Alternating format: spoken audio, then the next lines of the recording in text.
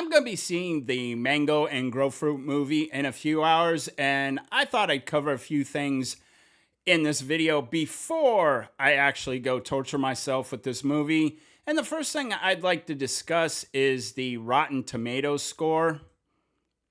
As you can see right now, it stands at 61%. That is barely fresh. I'm actually surprised the score is this low. I thought it'd be much higher at this point. I thought the shills would be coming out and trying to save this. Maybe they realize they really don't matter anymore and they're just giving their honest feedback. I actually think, though, if their feedback was being honest, the score would be rotten. A lot of the people are actually saying bad things, but giving it 3 out of 5, so they're barely keeping this fresh. And the other thing I'd like to take a look at is the seating chart for the theater I will be seeing the show in at 7 p.m. Pacific Standard Time. As you can see here, this is my theater layout. And honestly, the red seats are the ones that are occupied. The gray ones are the ones that are reserved, non-usable for whatever reason. And the green ones are the open seats. So I would say it's about 50% full. That's not going to get it done for a Thursday night when you're expecting this movie to be heavily front-loaded. I know Friday's a little bit more popular and Saturday's even more popular. That's usually how the trend goes, and then you get a drop-off on Sunday, and I don't know what'll happen on Memorial Day itself. But this is not good, especially since we're rolling into a holiday weekend. And I'm going to cut it off right here for now. And the next time you hear from me, I will be actually inside my theater.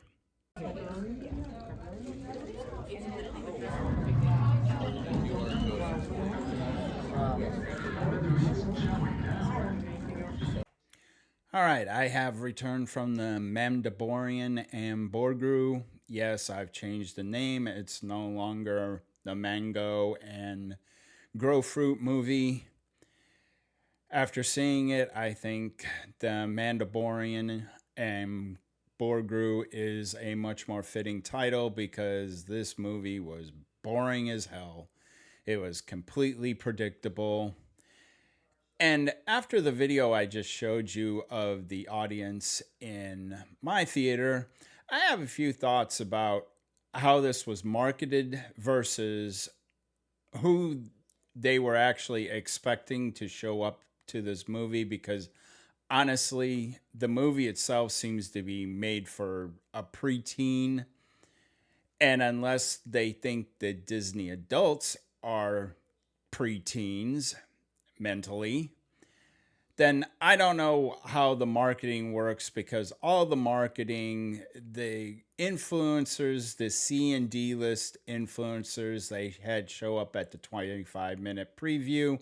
The C and D list influencers, they had randomly, quote unquote, show up for Pedro Pascal, the internet's creepy uncle, to show up as the Mandalorian on Smuggler's Run. Having Pedro Pascal go out and lock lips with Stephen Colbert, all this stuff seems to indicate that they were marketing towards their audience that is left, which are basically the mental patients and the blue-haired freaks that like the Alkalite. Yet I can't see any of those people actually liking this movie because it's made for preteens. Like I said, very predictable in the plot. Everything is like episodic. You go from point A, point B, point C. It's very predictable. I mean, I've had this all figured out in like 5 minutes. One thing that was a nice, I guess, callback is the arena itself was set up like a Jajaric board from the original Star Wars. You remember a Djarik, the game that R2D2 and Chewbacca was playing on board the Millennium Falcon. Well, the arena was set up like that, and a lot of creatures in the arena were creatures from that game. So I actually kind of like that. I did like that callback. It's probably one of the few things I liked about the movie. I felt that Sigourney Weaver's character was nothing but a Kathleen Kennedy insert. And on top of it, if you completely remove her from the movie, nothing changes, in my opinion. She's not at all significant to the plot. I felt like she was a complete waste. And all she was is, like I said, a Kathleen Kennedy insert. Hopefully, it's the last one we will ever see.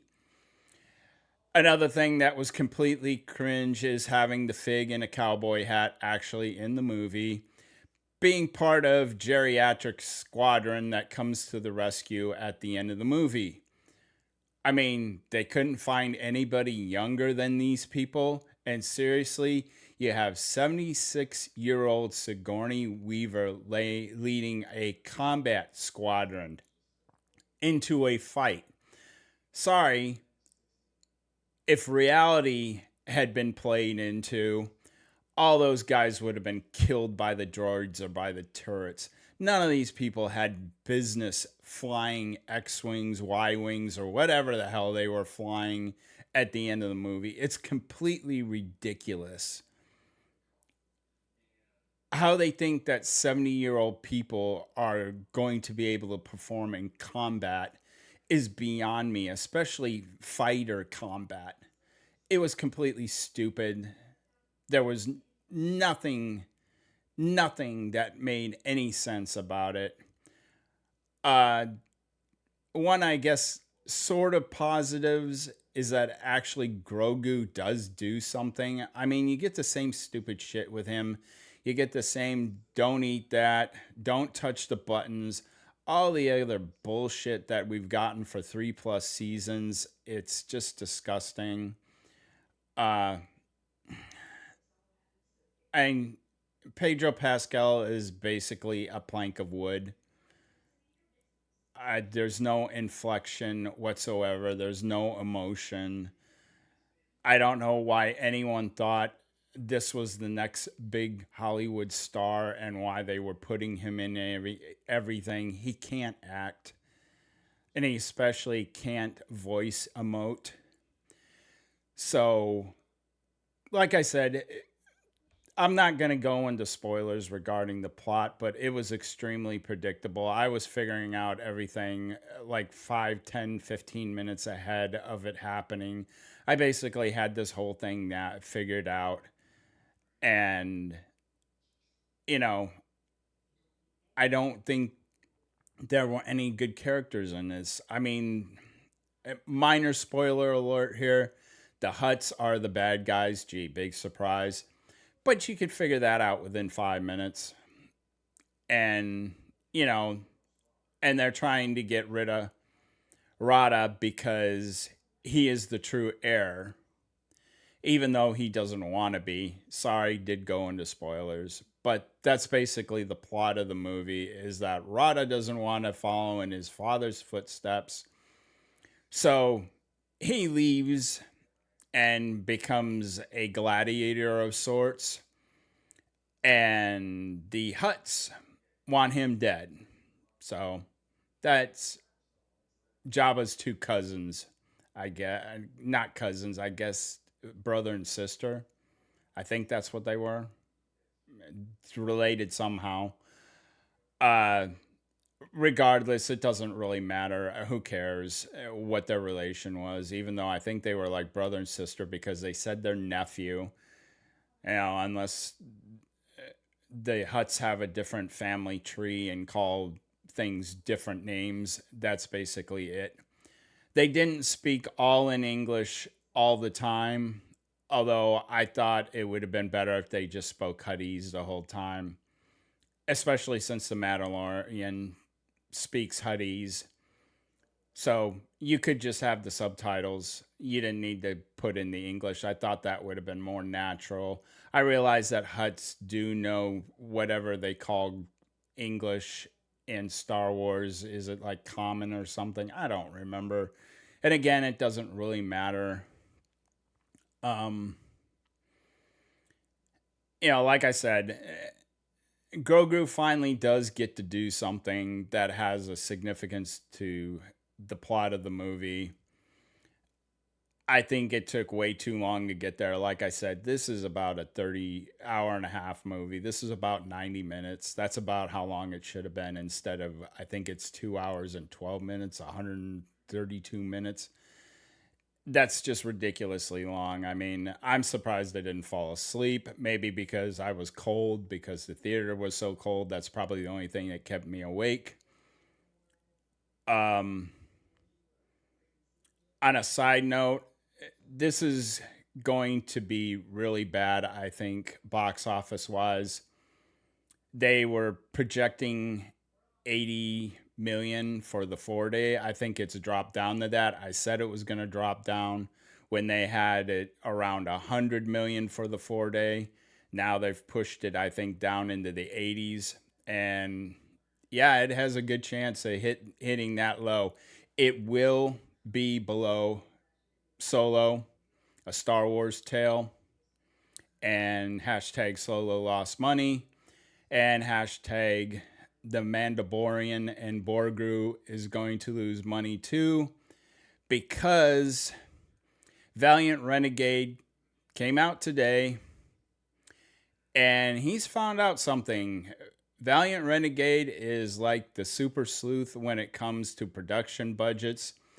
And he provided proof, and I'm going to link the video in my comment section, that the $166 million budget is complete and utter BS. I'm not going to spoil it for you. Like I said, you can watch the video. But the bottom line is it's more probably around 200 million. You throw in at least 125 million for marketing. Sorry, inviting all these C and D list influencers out to see a 25-minute preview, have paying their park tickets so they could seem surprised when Pedro Pascal shows up in his Mandalorian armor. Everything else they've done, they've got contracts with Target. They have contracts with Burger King. They have contracts with Bath and Body. Go figure that out. And like I said, and the shocking thing is it's Burger King and not McDonald's. McDonald's didn't want anything to do with this. They did not want to promote it. When have you known McDonald's not to want to promote something Star Wars if given the chance? That's because this isn't Star Wars, okay? You can argue about the last time there was a Star Wars movie in the theaters, but there still hasn't been a Star Wars movie in the theaters. So, like I said, you throw it at 125, and I'm being kind, it's probably more around the 150 range. You take 200, which I'm pretty sure is a good guess of how much this really costs. You throw that together, you get 325, you double it, you get 650. I don't think this thing is going to break Solo's 370. Is that what it made? I don't remember exactly. 360, 370. I don't think it's going to break that, because if it has the weekend I think it's going to do about 160 million worldwide. And they've been projecting this down to a 2.25, so a 2.25x, and that would get it to about 360 at its finish line. And that seems to be a good number right now. It may end up even a little bit lower than that. We'll see how the second week goes. If it has a huge drop off like I think it will, 360 may even be wishing. But regardless, if it ends up somewhere in that range, let's say it even gets to 400, that's still going to lose them $100 million on this movie. And that's going to be a complete and utter disaster.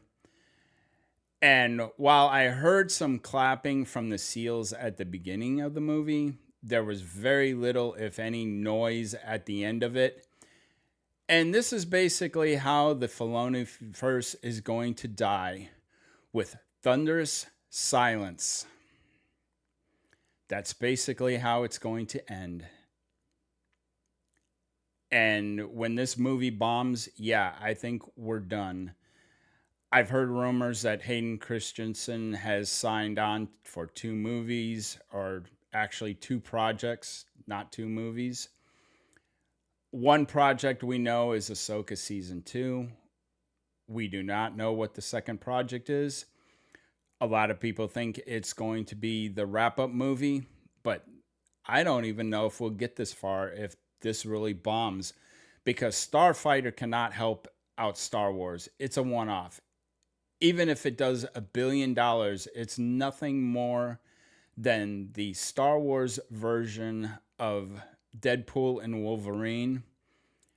And we remember how the movies did after Deadpool and Wolverine, the 3 of them, Captain Black Not American, the Thunderdolts, and the Fantastic Girl Bosses. I think barely, and maybe not even, made as much as at the box office as Deadpool and Wolverine did. Just think about that. The next 3 movies following that. And think about all the headlines. Marvel is back with Deadpool and Wolverine. No, it wasn't. It was a one-off. And that's what Starfighter will be if it bangs out $1 billion. It'll be a one-off. Star Wars will not be back. And I guess I'm going to end the video here. So like my father told me when I was 18 years old, the free video's over. Get out.